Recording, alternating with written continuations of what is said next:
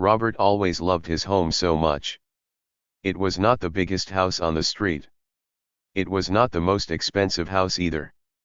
But it was his own. It was a quiet place in a very busy world.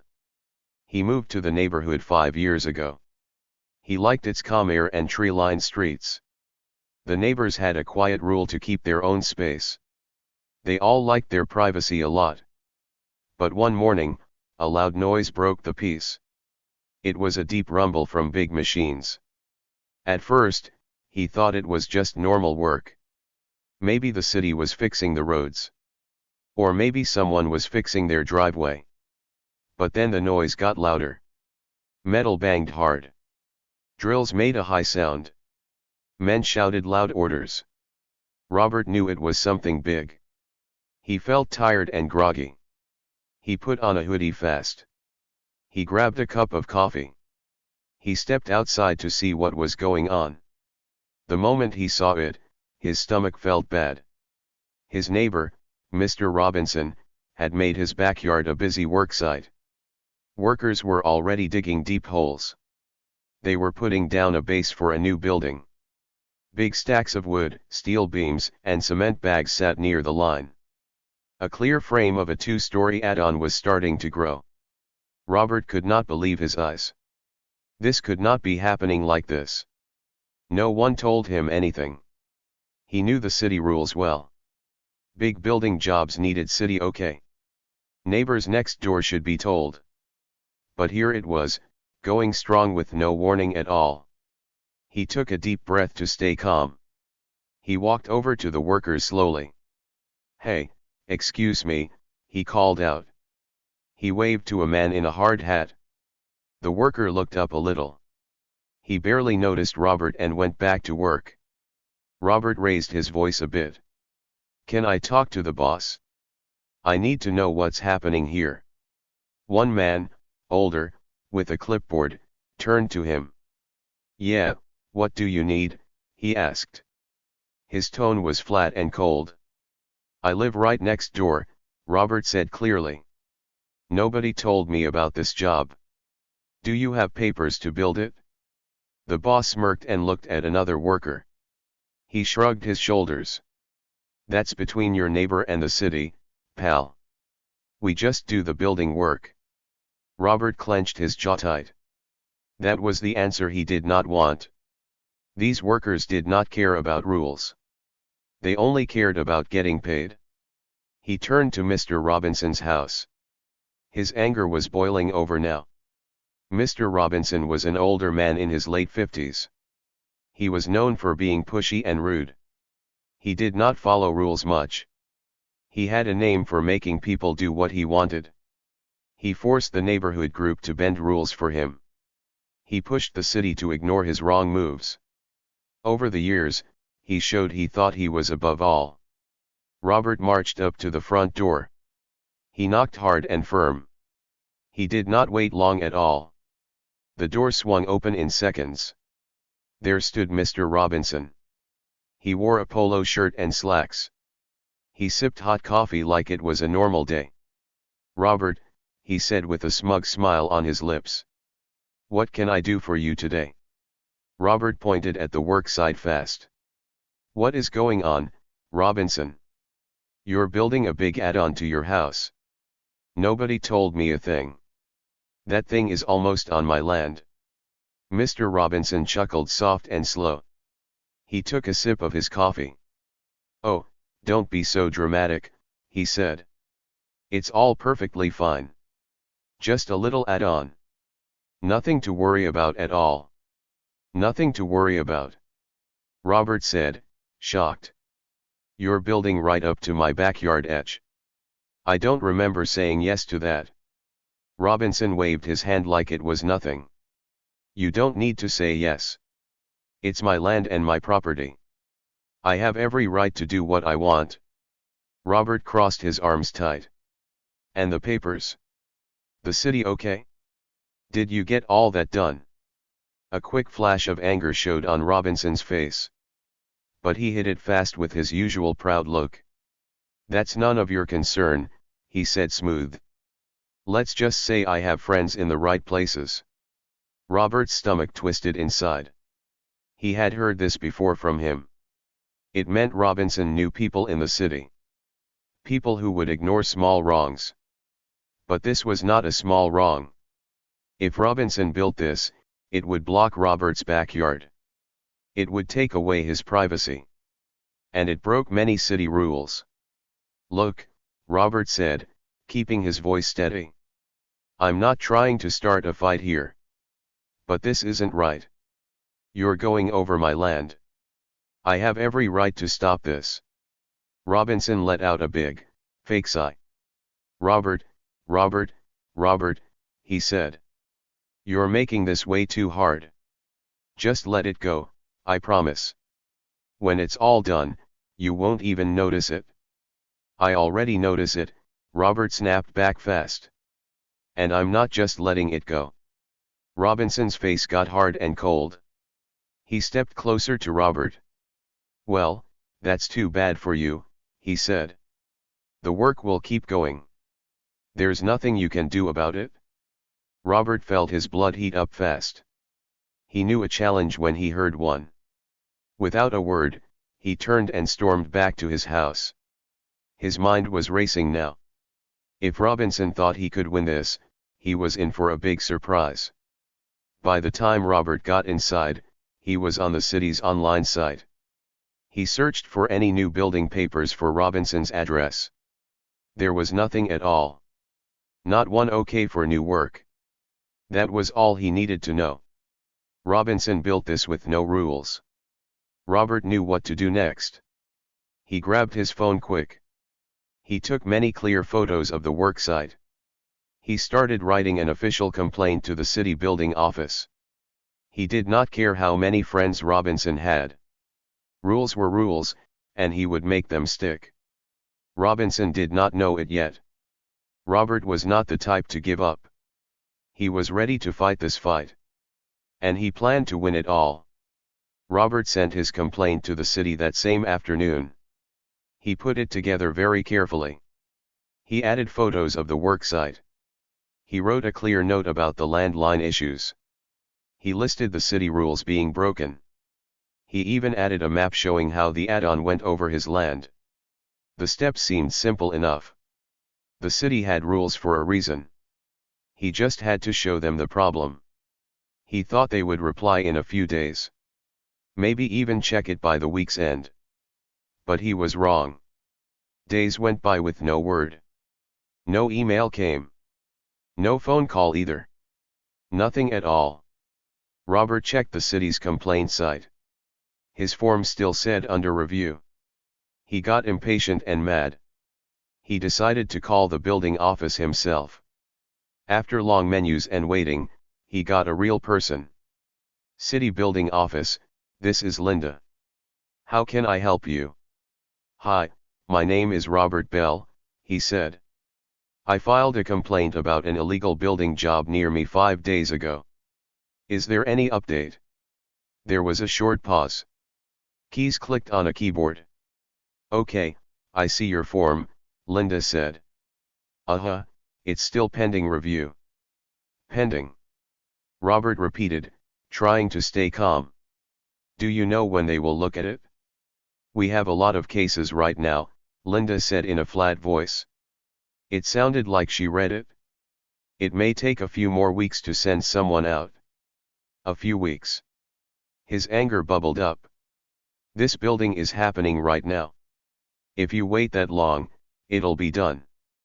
Doesn't that ruin the point of the rules? I understand your worry, she said with no feeling. But we have many cases. We pick the urgent ones first. Urgent. Robert almost laughed out loud. So an illegal add-on being built now isn't urgent. It's not seen as an immediate danger, she said. And who decides that? Robert asked sharp. The office does, she answered. Robert breathed out hard. He rubbed his forehead. Look, is there anything I can do to speed this up? Can I push it higher or talk to a boss? You can file a push request, she said. But I can't promise it'll change the wait time. Fine, I'll do that, he said. He hung up before he said something rude. Filing a push request was just as annoying. More forms came up. More automated replies hit him. More waiting stretched on. It was clear the city was not in a rush to help. Meanwhile, the building next door went full speed. The next morning, Robert woke to even louder drilling. He looked out his window. His stomach tightened more. Workers were putting up steel beams. They made the second level stronger. It was not just an add-on now. It was a tall structure taking over his backyard. Anger burned inside him. The city might not care. But he would not sit and let Robinson win. He needed another way to make them listen. That afternoon, he drove to City Hall himself. Maybe talking face to face would work better. He marched into the building office. He skipped the front desk. He went straight to an inspector's desk. "Excuse me," he said, firm but calm. "I need to talk about a building violation. I filed a complaint. No one is doing anything." The inspector, a middle-aged man with glasses, barely looked up from his screen. "Sir, if you filed a complaint, it's in the system. That's how we handle these things." "I get that," Robert said, holding his temper. "But the building is happening now. If you wait too long, the harm is done." The inspector sighed and looked at him. "What exactly is the problem?" "My neighbor is building an add-on that crosses my land line," Robert said. "There's no permit on file. I checked it." "That's a zoning issue," the inspector said. "You'll have to wait for a check." "How long does that take?" Robert asked. "Depends on our workload," the man said. "Can you at least mark it as urgent?" Robert pressed. The inspector gave a tired look. "Sir, do you know how many complaints we get like this? People fight over fences, trees, and porch heights. We don't rush out every time someone says a neighbor is wrong." "This isn't a fence," Robert said sharp. "This is a huge illegal structure. It's not a small fight." The inspector leaned back in his chair. He did not seem to care. "Look, the best thing you can do is hire a land checker. If they prove it's over your line, you might have a stronger case." Robert gritted his teeth hard. He had seen the land lines himself. But if a professional check was the only way to make the city act, he would do it. He stormed out of City Hall. He looked up a good land checker right away. In an hour, he booked one for the next morning. It was not cheap at all. But it was a must-do step. That night, as he sat on his back porch, he heard Robinson laughing loud. Glasses clinked on his deck. Robert could barely hear their words. But one line came through clear. "They can't do a damn thing about it." Robert's grip tightened on his beer bottle. "We'll see about that," he said to himself. The land checker came early next morning. He was a no-nonsense man in his late 50s. His name was Richard Cole. He carried a thick binder of papers. He had a professional GPS tool. His face showed quiet focus. Robert led him to the backyard fast. They did not chat much. The morning sun made long shadows. Workers were already hammering away. The frame of the second story stood tall over Robert's yard. It felt like an unwanted guest. Richard looked at it once. He breathed out sharp. "Yeah, this doesn't look right," he said low. "I figured that," Robert replied. "But I need proof. Let's get to work." For 2 hours, Richard measured every bit of the land line. He checked city records carefully. He wrote notes and checked them twice. Sometimes he shook his head in disapproval. When he finished, he packed his tools. He turned to Robert. "Your neighbor's add-on goes over your land by at least 5 feet, Richard said. He flipped through his notes. "That's a big rule break." Robert felt a rush of relief. "So there's no question?" he asked. "None," Richard said firm. I'll have the full report ready by tomorrow. But from what I see, this should be an easy case. It was just what Robert needed to hear. The city had ignored him before. But now he had strong proof from an expert. He paid Richard right there. He thanked him quick. He did not waste time. He filed a formal legal complaint. This time, he added the survey report. The city could not ignore it now. Hours later, as he checked emails, his phone rang. It was an unknown number. He answered it anyway. "Mr. Bell," a voice said. "Yes," he replied. "This is Janet Morgan from the city zoning office. We got your complaint with the land survey." Robert sat up straight. "Okay," he said.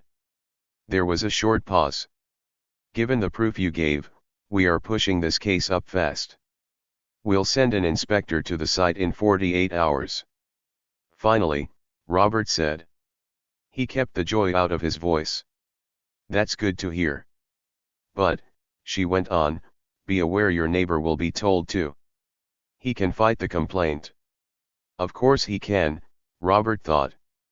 "That's fine," he said. "I'll be ready." The next 2 days felt tense. He kept a close watch on the building site. He half expected Robinson to hide something.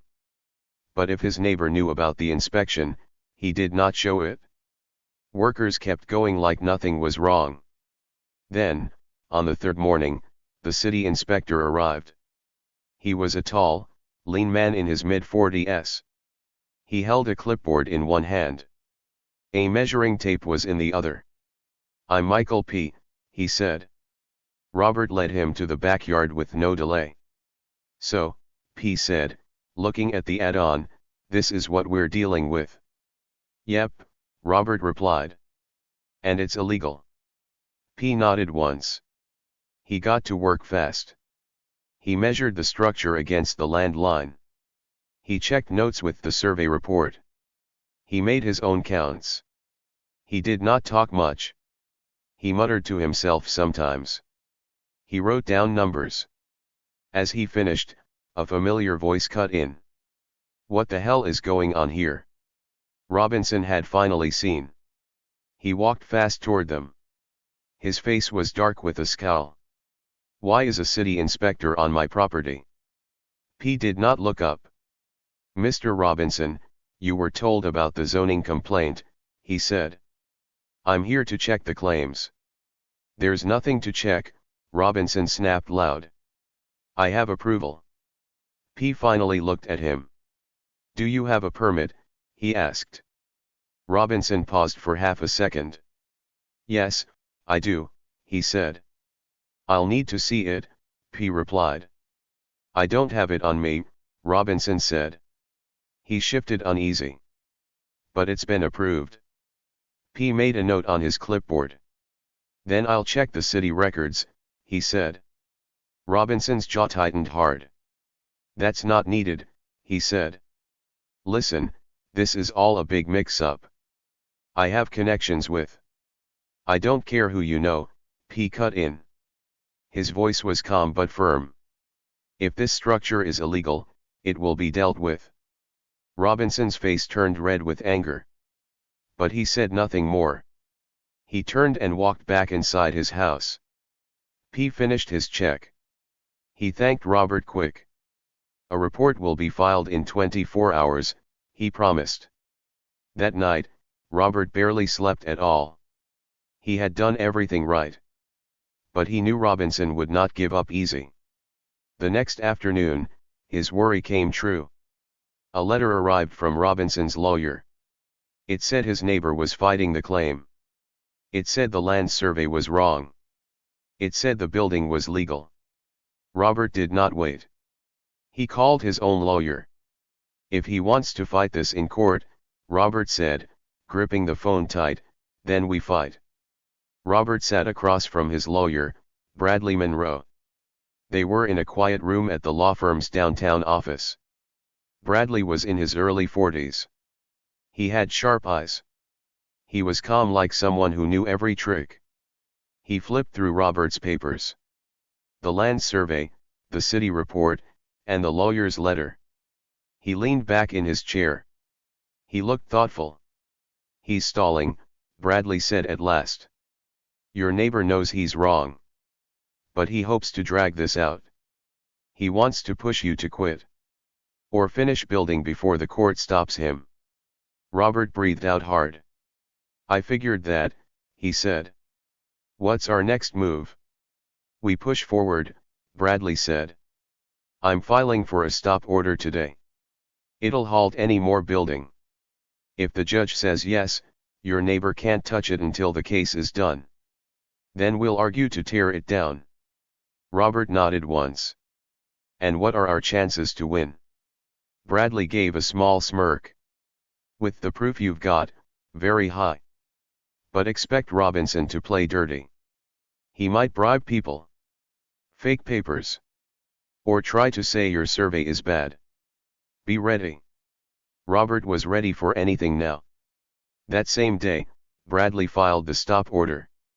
In 48 hours, a judge gave an immediate stop work order. The worksite, once loud with action, went silent fast.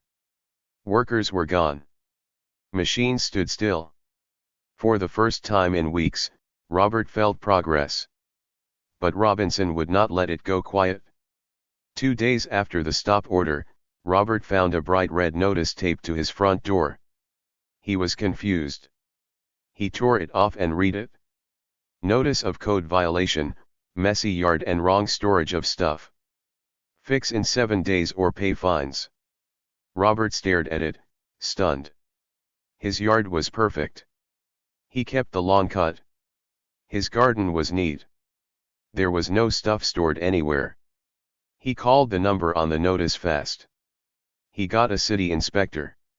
"This must be a mistake," Robert said. "I never got a complaint before.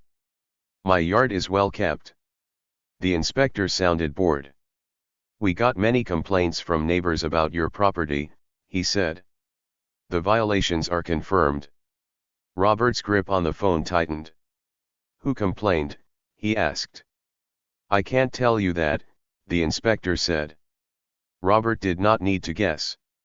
It was Robinson fighting back. "I want an appeal," he said firm. "Of course," the inspector said. "But for now, if you don't fix it, you'll be fined." Robert hung up, fuming mad. This was Robinson's dirty trick. He was using city rules against him. But Robert would not let this stop his case. He took many photos of his yard. He sent them to Bradley fast. He filed an appeal too. At the same time, the court date for their case was set. The hearing was in a small courtroom. It had old wooden benches. Fluorescent lights buzzed low. Robert and Bradley sat at their table. They faced Robinson and his legal team. The judge was an older man. He did not waste time. Bradley stood first. "Your Honor," he said, "we have clear proof. Mr. Robinson's building breaks zoning laws. It goes over my client's land. We have a certified land survey. An official city report. And no approved permit." Robinson's lawyer, Howard Briggs, stood up. He was slick-looking. He smirked confident. "Your Honor, my client got a late permit for the building. The city reviewed it. We say the structure should stay." Bradley did not flinch at all. "If I may, Your Honor," he said. He walked to the judge's bench. He handed over a paper. "This is a signed statement from the city zoning office. It says no such permit exists." The judge fixed his glasses. He scanned the paper. He turned to Robinson's lawyer. "Counselor, do you have a real permit to show?" Briggs cleared his throat loud. "The permit is being processed now," he said. "That's not the same thing," the judge cut in. "You just said it was approved." Briggs shifted uneasy.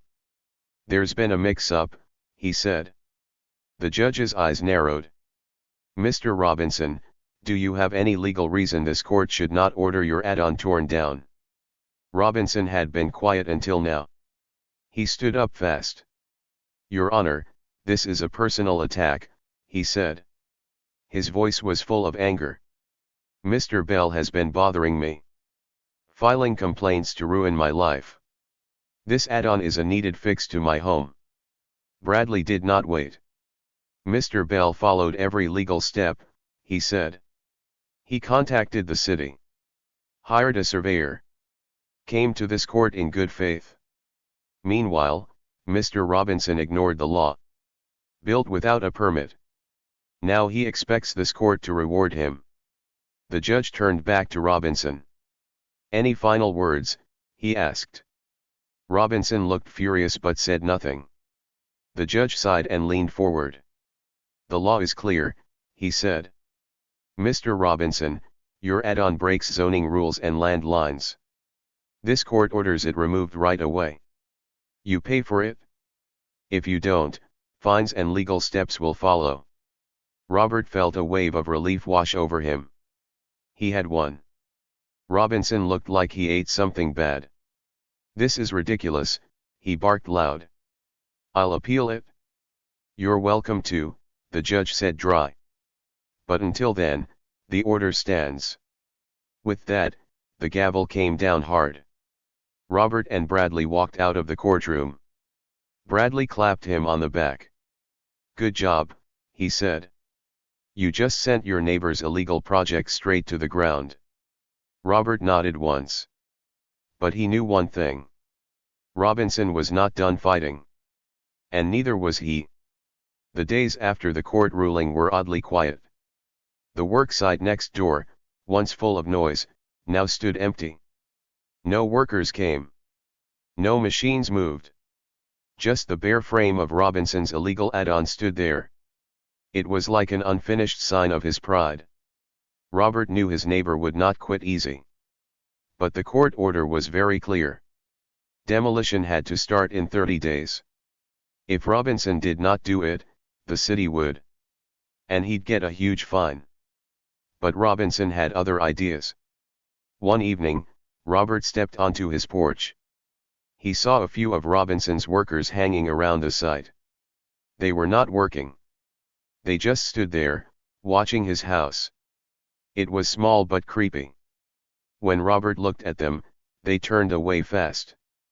The next morning, he found a thick envelope taped to his front door. Inside was a cease and desist letter from Robinson's lawyer. It said Robert was lying and bothering him. It said he was messing with property on purpose. It warned that if Robert kept it up, Robinson would sue him for money. Robert almost laughed at it. This was Robinson's desperate try to scare him. He took a picture of the letter. He sent it to Bradley fast. Bradley replied in minutes. "Empty threats. Ignore it." And that's just what Robert did. But Robinson was not done yet. A few days later, a new kind of letter came. This one was from the homeowners group. "Dear Mr. Bell," it said. "Your property breaks our rules. Your backyard fence is too tall. Your trash bins show from the street on off days. Your outdoor lights don't fit our guide. Fix these in 14 days or pay penalties." Robert's grip tightened on the letter. His fence had been the same height for years. His trash bins were always hidden. He barely used his outdoor lights. This was not about group rules. This was Robinson pulling strings to make trouble. Fine, Robert thought. If Robinson wants a war, he'll get one. He went on the attack first. He talked to his neighbors. The ones Robinson had bullied for years with small fines and threats. It turned out Robert was not alone. Many homeowners were sick of Robinson's sneaky ways. Together, they filed a formal complaint against him to the group board. They listed years of his bad acts and favors. At the same time, Robert watched the demolition deadline. The 30-day window was closing fast. Robinson still had not moved to tear down the illegal add-on. That's when Robert made his last move. He called the city's enforcement office. He reminded them Robinson was breaking a court order. In days, the city stepped up the case. They sent Robinson a final warning.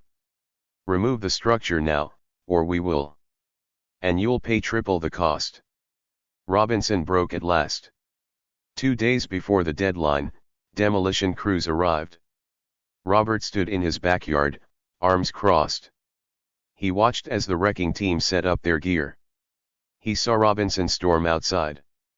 He yelled at the workers. He demanded delays. He threw a fit like a kid told no. But there was nothing he could do. The law was against him now. Then, with a loud crunch, the first hammer hit. Piece by piece, the illegal add-on came down. Walls fell apart. Beams snapped in half. The structure that once shaded Robert's yard turned to rubble. As the demolition went on, other neighbors gathered. They watched from their porches. Some even smiled a bit. For years, Robinson had pushed the community around. He used the homeowners group as a weapon. He acted like he was above the law. But now, he was just another homeowner who lost. When the last bit of debris was taken away, the wrecking crew packed up. The site was left as a bare patch of dirt. No more tall structure. No more privacy taken. Robert finally breathed easy. He felt lighter than he had in weeks. It was not just about the demolition. It was about standing up to people like Robinson. The ones who thought they could twist rules, cheat the system, and step on others with no cost. Later that evening, as he sipped a hard-earned beer on his patio, he saw Robinson. He stood on his now empty lot. His hands were on his hips. He stared at the ruin. Their eyes met for a moment. For the first time, Robinson did not smirk. He just turned and walked inside. Robert smiled to himself. Justice was served. And it felt really satisfying.